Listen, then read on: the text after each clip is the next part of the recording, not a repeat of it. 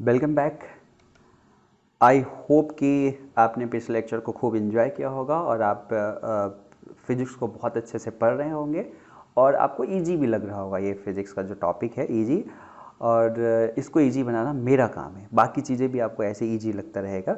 और NCERT line by line का बहुत बार मैं आपको जिक्र कर चुका हूँ कि क्यों इम्पॉर्टेंट है। पहला स्टेप है आपकी तैयारी का एनसीईआरटी लाइन बाय लाइन, और यहाँ पे मैं लाइन बाय लाइन के साथ में जो भी एडिशनल रिक्वायरमेंट होता है वो चीज़ मैं आपको बता दिया करता हूँ। पिछले लेक्चर में आपने देख रखा है कि वहाँ पे मैंने किस तरह से, जहाँ पे एनिमेशन की रिक्वायरमेंट होती है एनिमेशन बता देता हूँ, जहाँ पे एडिशनल क्वेश्चंस की रिक्वायरमेंट होती है। और हमारे पास बहुत सारे असाइनमेंट प्रिपेयर्ड है, टॉपिक वाइज है, डिफरेंट एग्ज़ाम के हैं, लेवल वाइज है, बहुत सारे मतलब कि हमारे पास असाइनमेंट्स है जिसको हम व्हाट्सएप ग्रुप के थ्रू डिस्ट्रीब्यूट कर रहे हैं। ठीक है, तो आपका एक ही काम है कि आप उस व्हाट्सएप ग्रुप से जुड़ जाइए बस। ठीक है, आप अपना नाम और अपना क्लास और अपना स्कूल का नाम ये करके भेज सकते हैं जो डिस्क्रिप्शन में लिखा गया है उसमें। ठीक है, अब हम देखते हैं basic properties of electric charge. अब इलेक्ट्रिक चार्ज के बारे में बहुत सारी चीज़ पढ़ चुके हैं और बहुत टिपिकल चीज़, यदि आपने वो चैलेंज को कमेंट में किया होगा, ठीक है, कमेंट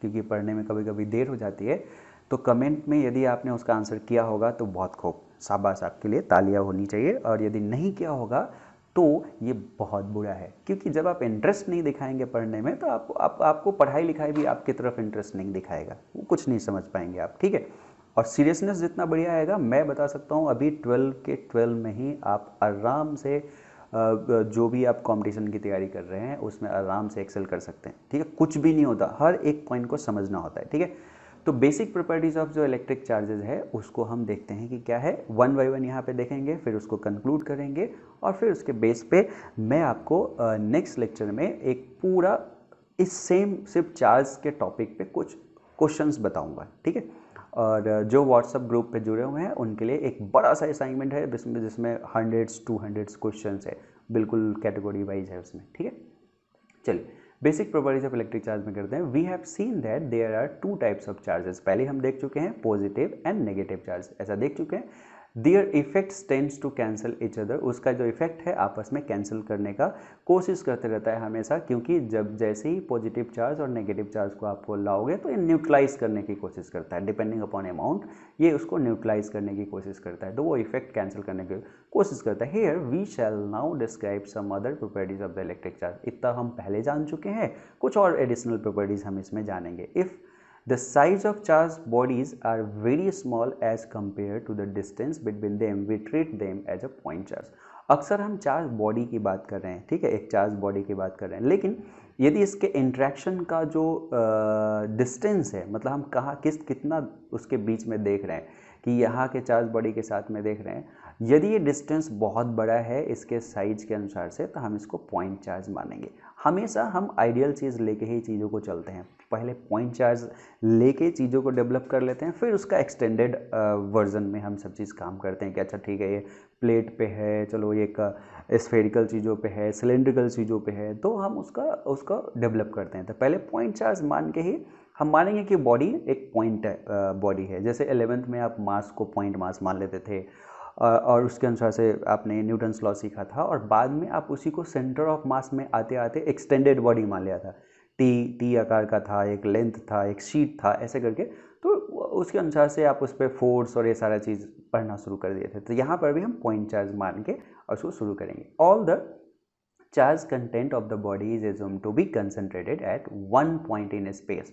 सारे को एक पॉइंट इन स्पेस में हम बता सकते हैं। यहाँ पे एक मैं छोटा सा क्वेश्चन यदि आपसे पूछूं, देखो जहाँ पर भी मैं पढ़ाता हूँ हमेशा एडिशनल क्वेश्चन आपको बताता हूँ, तो यदि आप इसे ऑनलाइन पे देख रहे हैं तो जहाँ पर भी मैं क्वेश्चन पूछता हूँ आप वहीं पे वीडियो को पॉज करके कमेंट में जाए और वहाँ पे लिख दें कि सर आपने जो क्वेश्चन पूछा उसका आंसर ये है। ठीक है, तो जैसे मैं अभी क्वेश्चन पूछना चाह रहा हूँ, पॉइंट चार्ज कंसीडर करने के लिए कहा गया है एक बॉडी का। ठीक है, यदि मैं पॉइंट चार्ज कंसीडर कर लूँ और एक चार्ज बॉडी इसके पास लाऊं, तो क्या आप एक्सपेक्ट कर सकते हो कि इसमें इंडक्शन होगा?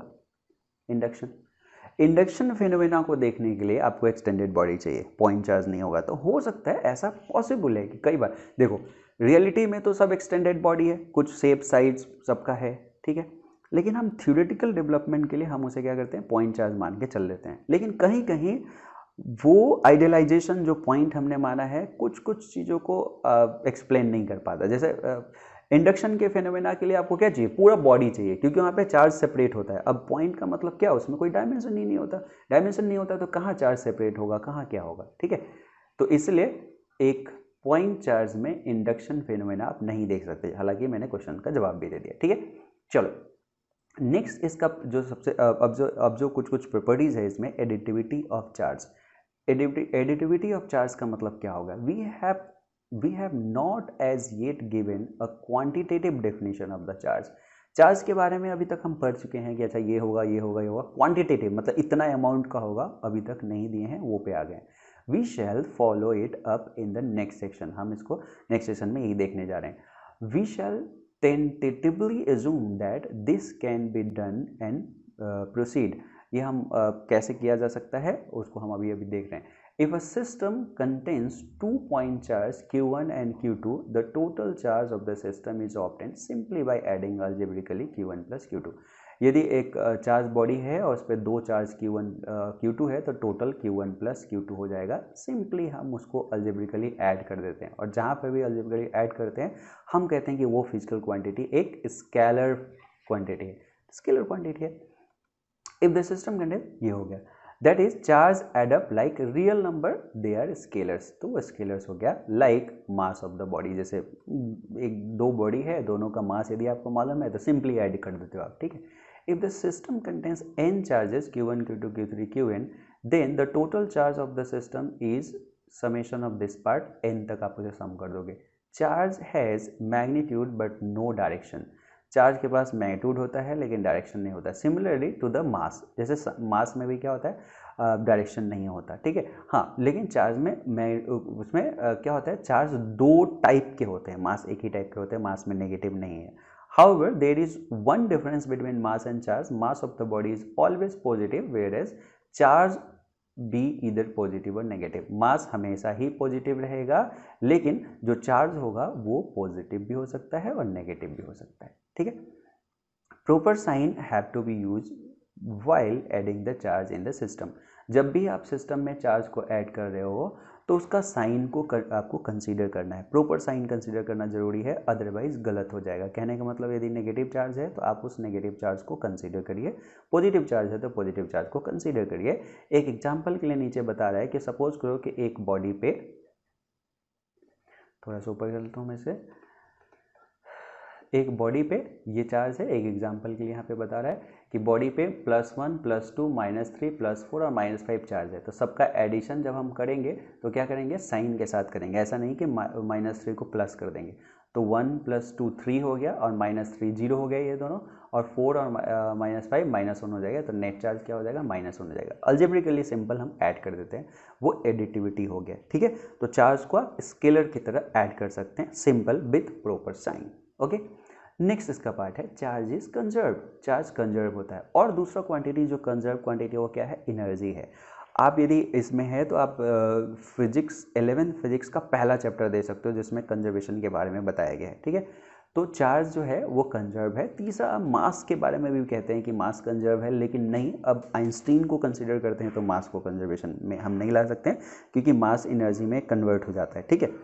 तो मास और एनर्जी को एक साथ लोगे तो फिर मास को कंजर्व अब कह सकते हो। We have already hinted to the fact that when bodies are charged by rubbing, there is transfer of electron from one body to another. No new charge are either created or destroyed। जब भी हम rubbing के through हम देखते थे तो क्या होता था कि एक जगह से दूसरी जगह पे इलेक्ट्रॉन ट्रांसफर होते थे। एक्चुअली नेट चार्ज डेवलप नहीं हुआ है, इसी का चल के यहाँ पे आ गया है, ठीक है। A picture of particle of electric charge enable us to understand the idea of conservation of charge. When we rub two bodies, what one body gains in charge, the other body loses। जो यहाँ पे gain किया charge में उतना ही ये loose करेगा। तो rubbing के बाद में इसमें यदि प्लस का यदि 5 आ गया है तो डेफिनेटली यहाँ पे माइनस का 5 आएगा, क्योंकि यहीं से यहाँ पे गया है। तो जो यहाँ पे गेन किया वो यहाँ पे लूज हुआ, ठीक है।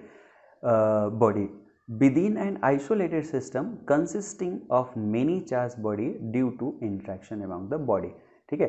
तो क्या होगा, एक यदि आइसोलेटेड सिस्टम है हमारे पास में, एक आइसोलेटेड सिस्टम का मतलब है कि बाहर से कोई इंट्रैक्शन नहीं है, उसमें कई सारा बॉडी है, तो क्या होगा, ये आपस में चार्ज को एक्सचेंज करेंगे, तो क्या होगा, जितना चार्ज नेट लॉस और नेट गेन बराबर होगा।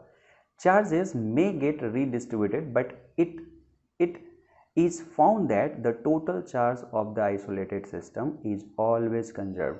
मतलब यहाँ पे लूज इधर से उधर चार्ज तो जाएंगे, लेकिन total charge as a whole एक सिस्टम का क्या होगा, वो सेम होगा। Conservation of charge has been establish experimentally, इसे एक्सपेरिमेंटली भी एस्टेब्लिश किया जा चुका है कि चार्ज कंजर्व कैसे है। ठीक, it is not possible to create or destroy net charge carried by an isolated system, although the charge carrying particle may be created or destroyed in the process। ये बहुत इंपॉर्टेंट पॉइंट है।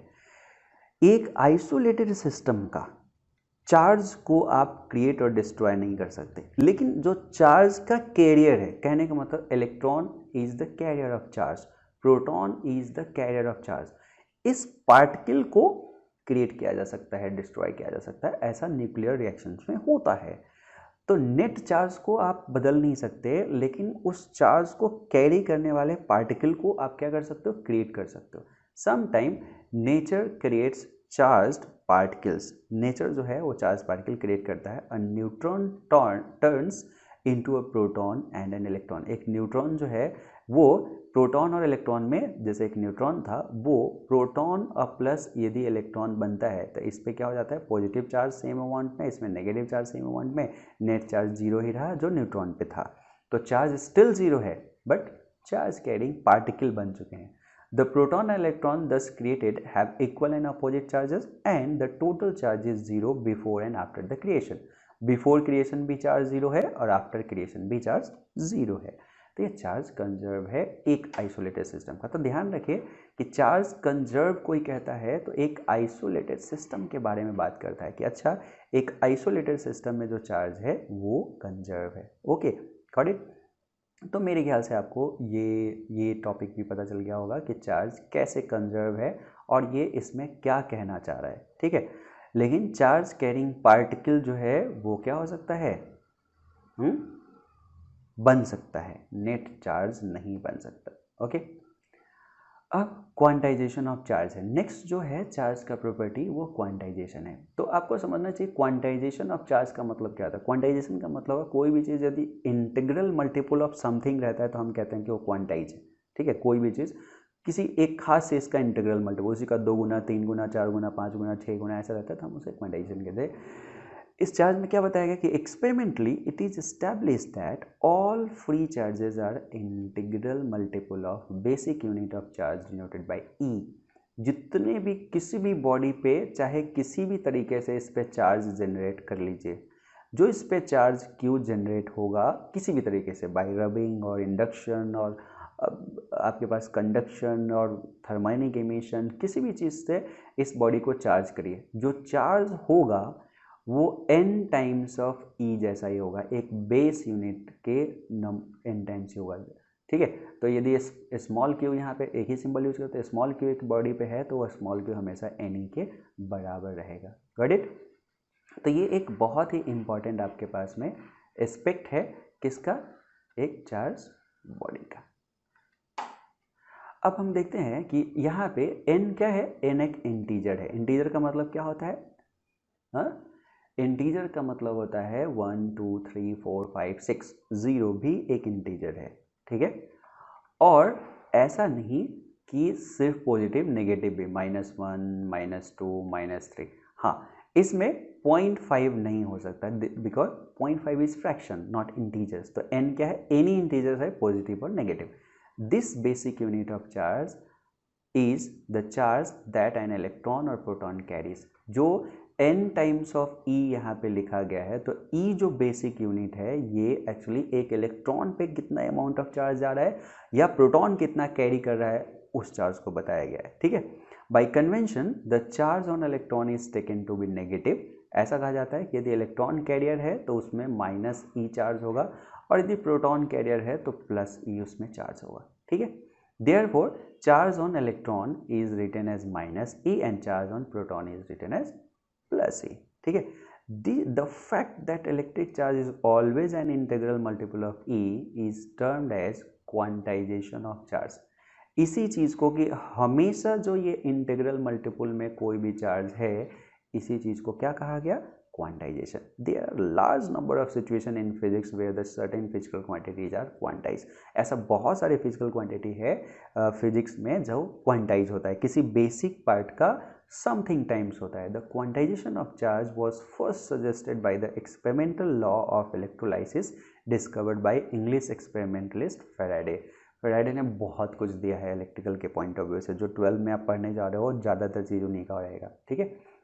तो इन्होंने ही suggest किया था इस quantization के बारे में। It was experimentally demonstrated by the Millikan in 1912। जो मिल्कन थे वो उन्होंने 1912 में इसको क्या किया था? एक्सपेरिमेंटली वेरीफाई करके बता दिया था कि यस, चार्ज जो होता है वो क्वांटाइज हो जाता है, ठीक है, डेमोन्स्ट्रेशन में। मोस्टली आप यहाँ पे वही चीज़ देख रहे हो जहाँ पे एक्सपेरिमेंटली वेरीफाई किया गया है, कहीं से डेरिवेशन नहीं किया गया, उसको एक्सपेरिमेंटली वेरीफाई किया गया है। In the international SI units of the unit of charge is called the coulomb। जो चार्ज है इसका यूनिट जो हो जाता है, इसका यूनिट क्या हो जाता है? कूलम हो जाता है। जैसे C से हम लिखते हैं अ coulomb is defined in terms of unit of electric current which you are going to learn in the subsequent chapters। लेकिन ये जो कूलम है वो कहीं ना कहीं करंट से एसोसिएट करके आपको बताया जाएगा कि इसके थ्रू जो करंट फ्लो हो रही है वहाँ से एसोसिएट करके इसको बताया जाएगा। In terms of this definition 1 coulomb is the charge following through a wire in 1 second if the current is 1 ampere. इस डेफिनेशन के अनुसार से यदि ये करंट जो है वो 1 एम्पियर फ्लो हो रही है तो इसमें यदि हम t इजकल टू 1 सेकेंड का इंटरवल ले तो जितना चार्ज ये फ्लो हो जाएगी वो जो होगा वो 1 कूलम होगा, ठीक है।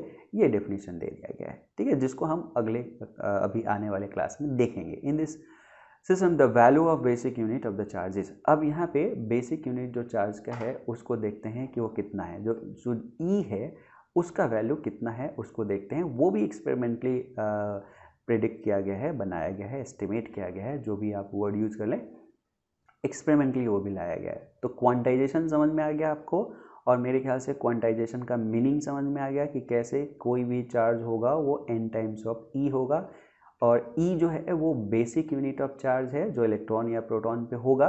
तो उसका वैल्यू कितना है वो चीज़ यहाँ पे बताया गया कि E का वैल्यू 1.602192 इंटू 10⁻⁻19 कूलम। ये इतनी बार न्यूमेरिकल वगैरह में यूज होगा कि आप आसानी से आपको याद हो जाएगा। ज़रूरी नहीं कि आप इसको याद करके रखें, ठीक है, याद हो जाएगा automatic. There are about 6 into 10⁻18 electrons in charge of -1 coulomb. कोई पूछता है एक इलेक्ट्रॉन पे कितना कूलम है, तो -1 कूलम में कितने इलेक्ट्रॉन्स होंगे, तो लगभग 6 इंटू 10⁻18 हो सकते हैं, जिसको आराम से हम क्या कर सकते हैं, कैलकुलेट कर सकते हैं। एक न्यूमेरिकल इसी पे हम बनाएंगे। Charges of this large magnitude are seldom encountered and hence we use smaller unit 1 microcoulomb. ये बहुत इंपॉर्टेंट सा पॉइंट है कि अक्सर 1 कूलम जो चार्ज है वो मुश्किल से इनकाउंटर होता है आप जो एक्सपेरिमेंट करते हो उन सब चीज़ों में, क्योंकि बहुत बड़ा अमाउंट है। एक्चुअली क्या होता है, देखो अभी आप 12 में आए हो, 11 से मैं यहाँ पे ये भी बता दूँ, 11th में चीज़ें दिखता था। यदि मैं कहूँ 1 kg तो आपको महसूस होगा, 5 kg महसूस होगा, 100 kg महसूस होगा, नहीं भारी है। 1 लीटर महसूस हो रहा है कि हाँ पानी पी सकता हूँ, 2 लीटर 100 लीटर नहीं पी सकता हूँ, मतलब आपको एक फीलिंग जुड़ा हुआ है वहाँ के पैरामीटर जो 11th में भी था। लेकिन 12th में आते आते क्या हुआ है, जैसे मैं आपसे 1 एम्पियर करंट कहूँ आपको समझ नहीं आएगा, आपको फील ही नहीं डेवलप हो रहा है कि 1 एम्पियर करंट का मतलब क्या है। आपको 1 कूलम कहूँ फील ही नहीं आ रहा है, 1 कूलम से मैं डरूँ या क्या करूँ, मैं कहूँ क्या चलो हाथ आगे करो, मैं उसमें 1 कूलम ऐसे देता हूँ, आपको कुछ फील ही नहीं हुआ कि वो 1 कूलम मेरे हाथ पे रखा जाएगा तो क्या होगा। लेकिन मैं आपको बता दूं, आपको डरना चाहिए। यदि मैंने आपके बॉडी पे 1 कूलम रख दिया, आप स्टीम बन जाओगे, इतना ह्यूज अमाउंट है 1 कूलम, ठीक है, तो डरना चाहिए। यदि इसको फील करना है तो मैं करंट इलेक्ट्रिसिटी में एक चीज़ बताऊंगा, ठीक है, याद रखना, वहाँ पे हमें रिमाइंड कराना, ठीक है, और ऐसे मैं बताऊंगा भी। कभी आपने यदि झटका खाया होगा, स्विच बोर्ड में आपके जो घर में लगा रहता है, कभी भी आपको झटका लगा होगा तो वहाँ से कैलकुलेट कर सकते हो कि वो झटका जो महसूस हुआ है वो कितना कूलम्ब के वजह से महसूस हुआ है, तब आपको पता चलना शुरू हो जाएगा कि 1 कूलम्ब कितना हेवी अमाउंट होता है। ठीक है, तो इसलिए अक्सर माइक्रो कूलम्ब, मिली कूलम्ब, ये सब नैनो कूलम्ब वही सब चलता है। माइक्रो कूलम्ब में 10⁻�6 होता है, मिली कूलम्ब में 10⁻³ होता है। ये आपको प्रीफिक्स वाले पार्ट में पहले चैप्टर में बता दिया गया है। ठीक है, तो यहाँ पे कुछ दिक्कत नहीं होगी। ओके, तो चार्ज के बारे में वो स्केलर था। ठीक है, स्केलर है वो हो गया, यूनिट कूलम्ब हो गया वो पता चल गया, हमेशा n टाइम्स ऑफ ई के बराबर हो गया वो पता चल गया। ई का वैल्यू कितना होगा 1 कम से कम इसको 602 इंटू 10⁻⁻19 कूलम्ब, इतना याद रखें कि इतना होता है। ठीक है, ये ई का पार्ट होता है। यदि यही इलेक्ट्रॉन पे होता तो माइनस हो जाता, प्रोटॉन पे होता तो प्लस होता, यही मान। If the protons and electrons are the only basic charge in the universe, all the observable charges have to be integral multiple of E। जब ये देखा गया है कि यदि प्रोटॉन और इलेक्ट्रॉन ही मेन चार्ज कैरियर है, तो जितना भी चार्ज पूरे यूनिवर्स में आप ऑब्जर्व करोगे वो ई का इंटीग्रल मल्टीपल होगा, क्योंकि इलेक्ट्रॉन लेके जा रहा है तो सीधे एक इलेक्ट्रॉन जाएगा, आधा इलेक्ट्रॉन तो जा नहीं सकता। तो वही एक इलेक्ट्रॉन जो जा रहा है, या 2 इलेक्ट्रॉन या 5 इलेक्ट्रॉन जा रहा है, तो वो इंटीग्रल मल्टीपल होगा ही होगा। तो लॉजिकली भी प्रूफ हो रहा है। 10 if a body contains n1 electron and n2 proton, एक बॉडी में n1 इलेक्ट्रॉन्स है और n2 प्रोटॉन्स है। n1 उसमें क्या है, इलेक्ट्रॉन्स है, और n2 उसमें प्रोटॉन है। तो ये बताया गया कि total amount of charge on the body is what. तो कहा गया कि इस पे टोटल अमाउंट कितना होगा, चार्ज कितना होगा टोटल अमाउंट, ये बताने के लिए। तो डेफिनेटली यदि इस Q को देखोगे तो इलेक्ट्रॉन पे नेगेटिव चार्ज होता है, तो n1 टाइम्स ऑफ, आप कहोगे कि -E, अब प्लस प्रोटॉन पे पॉजिटिव होता है तो n2 टाइम्स ऑफ लिखोगे प्लस ऑफ E। तो इसलिए ये क्या हो जाएगा -n1E, ये होगा प्लस ऑफ n2E। E को कॉमन ले सकते हो तो ये n2 -n1 times of E, यही नेट चार्ज होगा। यहाँ से कई सारे चीज़ भी आप ऑब्जर्व कर सकते हो। तो यही चीज़ हमारे पास में net charge on the body हो गया, नंबर ऑफ इलेक्ट्रॉन और नंबर ऑफ प्रोटॉन के अनुसार से, जहाँ पे E का वैल्यू आपको पता है। अब बताओ, सिंपल सी बात है, यहाँ पे सिंपल सी बात है, आप चीज़ को आराम से देख रहोगे। यदि n2 और n1 बराबर रहे, पहला केस, यदि n2 इक्वल टू n1 हो जाए तो डेफिनेटली हमारा Q 0 हो जाएगा, क्योंकि n2 - n1 0। यदि n2 ग्रेटर देन n1 है तो डेफिनेटली Q जो होगा n2 ग्रेटर देन n1 है, तो ऑब्वियसली पॉजिटिव आएगा, Q होगा पॉजिटिव। और यदि n1 ग्रेटर देन n2 है तो Q आएगा नेगेटिव। हाँ है ना। अब बताओ, n2 का बड़ा होना मतलब प्रोटॉन का बड़ा होना, तो प्रोटॉन ज़्यादा तो पॉजिटिव, इलेक्ट्रॉन ज़्यादा तो नेगेटिव, ऑब्वियस सा बात हो गया। ठीक है, अब देखो, since n1 and n2 are the integers, their difference is also an integer. दो इंटीजर का डिफरेंस इंटीजर जो होता है। Thus the charges on a body is always an integral multiple of E, and it can be increase or decrease also in steps of e. हमेशा एक E के बाद में सीधे दूसरा E, तीसरा E, चौथा E, पाँचवा E, छठा E, सातवां E, ऐसे होगा, या सीधे स्टेप्स में ही बढ़ेंगे।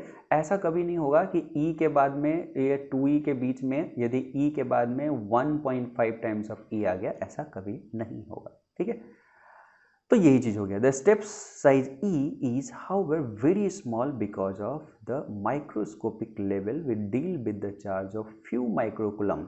हालांकि E इतना छोटा है कि आप इसको डील नहीं कर सकते, तो एटलीस्ट माइक्रोकूलम में डील किया जाता है। At this scale the fact that charge of a body can increase or decrease in unit of E is not visible. तो एक फैक्ट क्या है कि जब हम प्रैक्टिकल एस्पेक्ट में जाते हैं तो सीधे माइक्रोकूलम में काम करते हैं। माइक्रो E को माइक्रोकूलम में लाने के लिए 10⁻6, आप देखो ना, 1 कूलम में लाने के लिए 10⁻18 का जो पावर है, 10⁻18, इतना अमाउंट ऑफ इलेक्ट्रॉन आपका इधर से उधर जा रहा है। The grainy nature of the charge is lost and it's appears to be continuous. तो वहाँ जब यदि इसमें कहा गया है कि यदि बड़े से लेवल पे आप काम कर रहे हो तो आपको जो वो ग्रेनी नेचर है कि E का, वो गायब हो जाएगा, आपको नहीं, स्टेप्स नहीं दिखेगा, आपको लगेगा कि कंटिन्यूअस है। वो है ही। यदि आप एक लाइन है, इसको जूम करना शुरू कर दो, तो जूम करते करते करते करते करते करते यदि ये जूम करोगे तो ये पॉइंट से बना है, आपको दिखेगा। लेकिन यदि जूम नहीं है तो नहीं दिखेगा, कंटिन्यूअस दिखेगा। तो वही बात यहाँ पे कह रहे हैं। ठीक है, चलिए नेक्स्ट हम पढ़ते हैं। तो आपको ये पॉइंट अच्छे से समझ में आ गया होगा। एक थॉट। तो अभी हम बढ़ते हैं नेक्स्ट इस पे। ये चार्ज के डिफरेंट प्रॉपर्टीज़ है और प्रॉपर्टीज़ ऑफ चार्ज आपको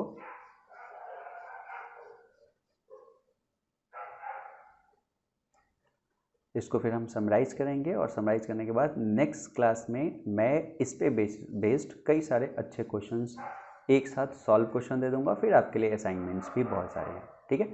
अब यदि यहाँ पे देखें नेक्स्ट में जो कह रहा है कंटिन्यूटी हो जाएगा। The situation can be compared with the geometrical concept of point and lines, पहले बता दिया। A dotted lines viewed from the distance appear continuous to us, but it is not continuous in reality। जैसे dotted line है और dotted line को बहुत दूर से आप देखोगे, इसको बहुत दूर से, तो आपको कंटिन्यूस सा दिखेगा, ठीक है। या इसका उल्टा कि हम एक कंटिन्यूस लाइन को जूम जूम जूम वूम करते देखेंगे तो डॉट दिखेगा। आप अपने कभी कभी यदि आप अपने इमेज को बहुत ज़्यादा जूम करोगे, बहुत ज़्यादा जूम करोगे, तो आपको पिक्सल्स मिलने शुरू हो जाएंगे, ठीक है। ऐसे पिक्सल्स के फॉर्मेट में आपका सारा का सारा इमेज हो जाएगा। As many points very close to each other normally gives an impression of the continuous line, many small charges taken together appears as a continuous charge distribution। जो प्रैक्टिकली हमें दिखता है जो कंटिन्यूस, वो इसी वजह से दिखता है, ठीक है। एक्चुअली में है वो डिस्क्रीट, और वो ई के किस में है, मल्टीपल में है।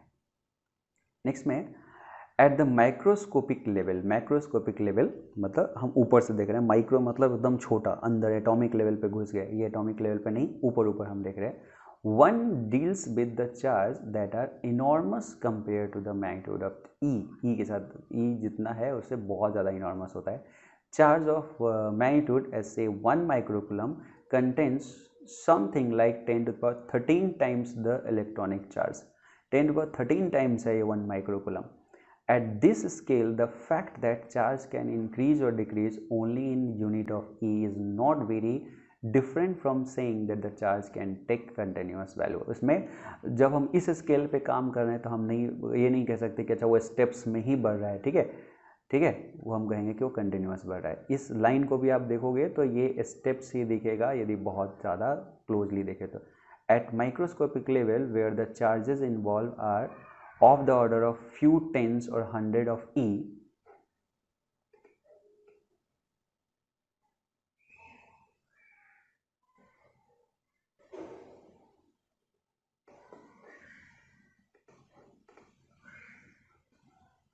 they can be counted, they appear in discrete lumps and quantization of charge cannot be ignored। लेकिन हम उसको बहुत छोटे लेवल पे देखें तो उसको इग्नोर नहीं, it is the scale involve that is very important. इसलिए कहा गया कि किस स्केल पे आप चार्ज की बात कर रहे हो वहाँ पे आपको कंटिन्यूस या डिस्क्रीट वो दिखेगा, ओके।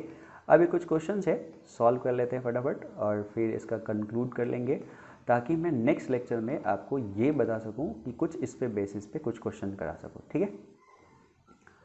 और कुलम्स लॉ उसके नेक्स्ट में आएंगे, तो हम पहले नेक्स्ट लेक्चर में एक क्वेश्चंस का पूरा देखेंगे टॉपिक का। चलो इस एग्जांपल में देख रहे हैं, ये कहा कि if 10⁻9 electrons move out of a body to another body every second.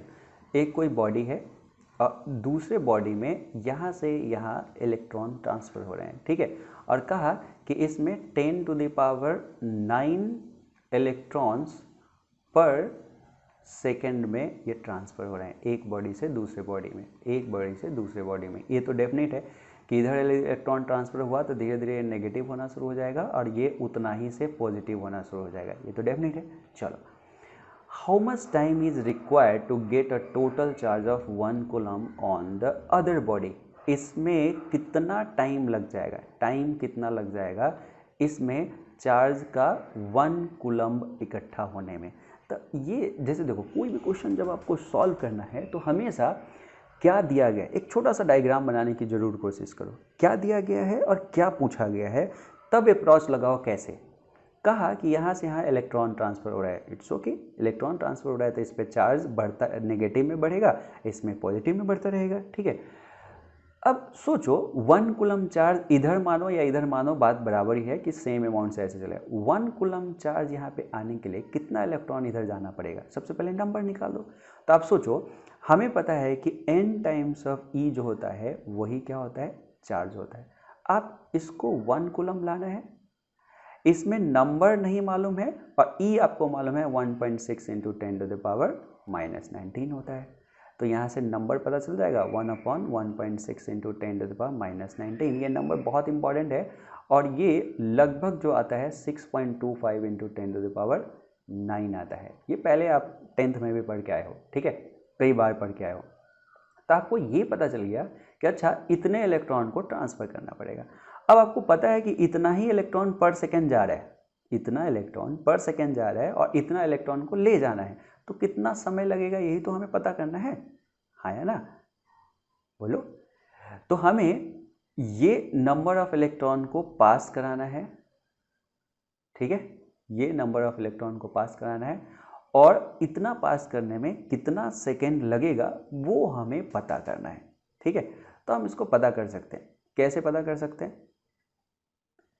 1 second में 10⁹ इलेक्ट्रॉन, चाहे इतना इलेक्ट्रॉन 1 सेकेंड में, तो 1 में 1/10⁹, इसलिए इतना 10⁹ ऐसे कर देंगे तो डिवाइड हो गया एक नियम से। तो देखो यही चीज़ यहाँ पे बताया गया है कि इतना नंबर इतना हमें क्या लगेगा 1 कूलम अपॉन इतना कूलम पर सेकेंड। एक तरह से ये भी कह सकते हैं कि एक इलेक्ट्रॉन जाने का मतलब इतना कूलम पर सेकेंड भी जा रहा है, ठीक है। तो हम ऐसा भी कर सकते हैं कि इतना सेकेंड हमें रिक्वायर्ड होगा, सेम चीज़ वहीं पे आएगा, ठीक।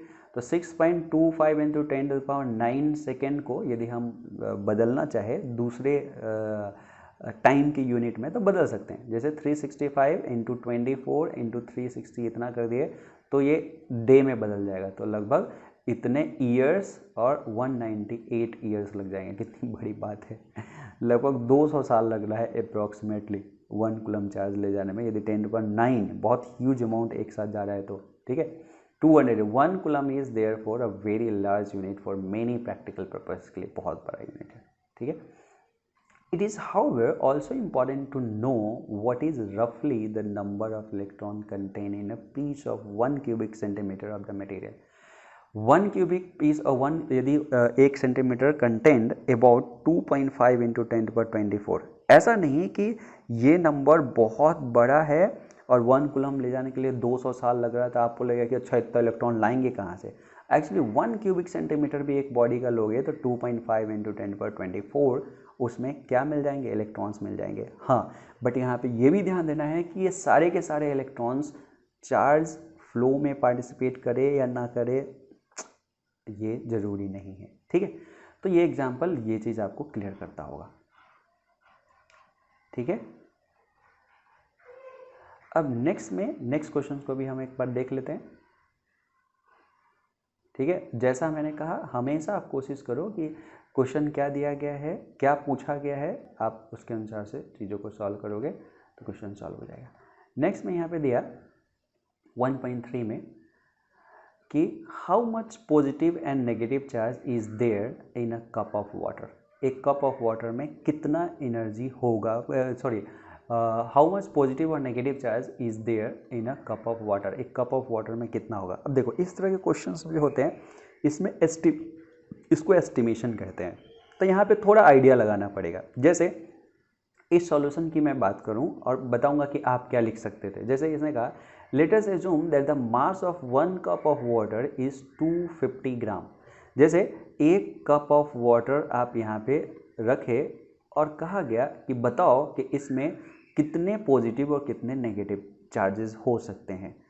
तो यहाँ पे मान लिया गया कि ये जो कप है वो 250 ग्राम का कप है। 200 ग्राम भी आप मान के चलते तो क्या होता, आंसर उसी के आसपास आता, आप उसके अनुसार से वो भी ट्रू होता, डजंट मैटर, ठीक है। तो 250 ग्राम है। अब बताओ the molecular mass of the water is 18 gram. Water का जो मॉलिक्यूल होता है उसका जो वेट होता है वो 18 ग्राम होता है और ये 250 ग्राम क्या है, पूरा वाटर हमने कंसिडर किया है। 1 मोल मतलब 6.02 into 10⁻23 molecules of water is 18 ग्राम। अब ये ध्यान में रहे कि कहीं पे भी कहा कि जो वाटर है H2O है इसका मॉलिक्यूलर वेट 18 ग्राम है, तो ऐसा नहीं कि ये एक मॉलिक्यूल का वेट है। एक्चुअली इसमें कितने ऐसे मॉलिक्यूल होंगे H2O के, एवोगाड्रो नंबर के बराबर। एवोगाड्रो नंबर कितना होता है 6.02 इंटू 10⁻23 मॉलिक्यूल्स। तो इतने मॉलिक्यूल्स जो होंगे वो 18 ग्राम के होंगे। तो 250 ग्राम में कितने मॉलिक्यूल होंगे हम पता कर सकते हैं। तो हम इसीलिए therefore the number of molecules in 1 cup of water is nothing but 250/18। तो इतने मोल्स हो गए और उसमें ये नंबर से मॉलिक्यूल मल्टीप्लाई करोगे तो ये क्या हो जाएगा, उतने नंबर ऑफ मॉलिक्यूल्स हो जाएंगे। अब आपको इसमें कितने नंबर ऑफ मॉलिक्यूल काउंट कर लिए। अब हम कह सकते हैं कि etch molecule of water contains 2 hydrogen atom and 1 oxygen atom. 2 hydrogen atom होता है और 1 ऑक्सीजन एटम होता है। That is 10 electrons and 10 protons. 10 electrons और 10 प्रोटॉन, 2 हाइड्रोजन और 2, तो 8 इसमें होते हैं और हाइड्रोजन में एक होते हैं, तो 2 हाइड्रोजन है तो 2 यहाँ पे और 8 यहाँ पे, तो कितने 10 इलेक्ट्रॉन और 10 प्रोटॉन है। Hence total positive and total negative charges has the same magnitude, और वो मैग्नीट्यूड कितना हो जाएगा जो नंबर आया, ठीक है, यहाँ तक इतने नंबर ऑफ मॉलिक्यूल और उसमें हर में 10 इलेक्ट्रॉन और हर इलेक्ट्रॉन पे इतना चार्ज, तो इतना कूलम पॉजिटिव या नेगेटिव होगा। Got it. तो मेरे ख्याल से आपको अब ये पता चल गया होगा कि ये अभी चार्ज का क्या नेचर है, प्रॉपर्टी है, और ये सब क्वेश्चंस क्लियर हो गए होंगे। ठीक है, आप पूरा प्रॉपर नोट्स बनाएं, इसको स्प्रेड करें, इसको सब बाकी लोगों के पास भेजें व्हाट्सएप के थ्रू, और लाइक करें, कमेंट्स बहुत सारे करें, ठीक है, ताकि ये यूट्यूब में ऊपर आता है ये सब लेक्चर्स। मैं आपको प्रॉमिस करता हूँ कि मैं आपको सिखाते रहूँगा बहुत डीपली जाके। ठीक है, नेक्स्ट क्लास में हम मिलते हैं जिसमें आपको मैं बहुत सारे यूनिक क्वेश्चंस सॉल्व कराऊंगा। और याद होगा कि मैंने आपको प्रीवियस लेक्चर में दे रखा है एक चैलेंज, वो चैलेंज का भी आंसर वहाँ पे मिल जाएगा। ठीक है, तो मैं कंक्लूड करूँगा अभी तक के चीज़ों को और वहाँ पे क्वेश्चंस बताऊँगा। तो नेक्स्ट लेक्चर में हम आपसे मिलते हैं। ठीक है, थैंक यू।